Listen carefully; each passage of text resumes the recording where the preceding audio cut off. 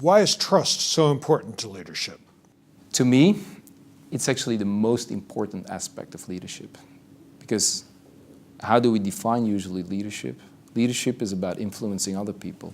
In our case, influencing them to make them perform better, to achieve their value, so that you are an effective leader.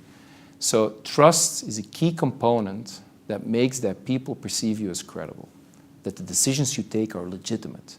If they're legitimate, people are willing to support them. This is how you mobilize teams. This is how you activate the talents that you've hired. So trust is important for the influence principle in itself, but trust is also important for the long term because it relates to reputation. If you have a very positive reputation, people will trust you based on that cue. And then trust will make that basically what you want to achieve will happen. There's a reason why they call it the social glue. It makes things stick together, that you can build something effectively. Do organizations spend enough time and resources on this key issue of teaching trust? No. Short answer is no. If you ask them, is it important? Yes. If you ask people in companies, do you notice there are interventions happening, there are training sessions happening when it comes down to trust? No. Hardly anyone is being trained in it. Reason why I think is for most companies, for most corporates, trust is a pretty fuzzy concept. It's out there, but it's not easy to measure. It's more of an indirect effect. So what we find is trust helps companies tremendously on the long term. Financial performance, motivation, turnover is low. And the reason why is because trust is the foundation that creates a better work environment. And because it creates a better work environment, performances go up. But you see, it's an indirect effect which is hard to measure. And if you can't measure it, for most people it doesn't exist. Are leaders good at judging who to trust? Well, our research shows that they're not, actually.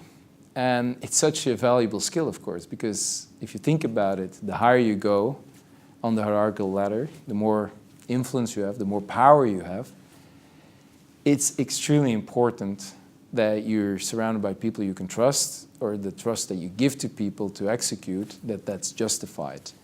So one thing that we see is, first of all, many people in leadership roles, because they know it's such a responsibility they carry, so many resources that they can share and are responsible for, they become a little bit suspicious. So basically they distrust more than they should. That's the first thing. Second thing, and this is a little bit of a contrary thing, is we find that the more people feel powerful, which is usually the case if you go higher and higher, you feel more powerful, they become poorer judges of whether people are just trying to be liked by them and they're not sincere. It becomes harder for them to distinguish that motive. So it becomes harder, and that's why actually this program is so necessary. For those in leadership positions, they need to acquire that skill. What do companies buy with trustworthy leaders?